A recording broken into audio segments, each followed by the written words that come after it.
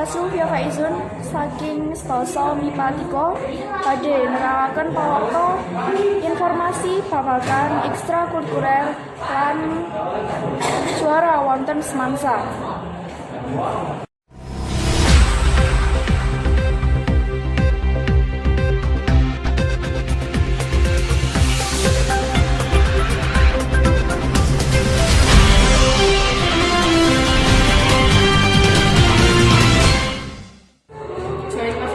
Sabanjure tarung singit wiwit lomba, pungkasane SMA Negeri 1 Wonosobo, Jawa Tengah bisa dadi juara siji lomba LCC sekawan gelar MPR tingkat nasional 2015.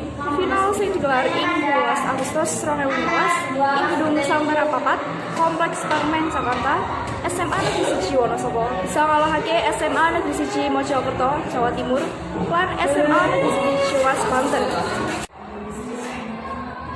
Guru PPKN SMA Negeri 1 Wonosobo, Bapak Narjo ngendika, yen bangga SMA Negeri 1 Wonosobo bisa dadi juara siji tingkat nasional.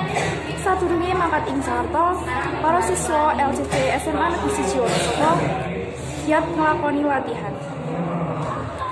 Cekap semanten pawarta ingkang saged kula aturaken. Wassalamualaikum warahmatullahi wabarakatuh.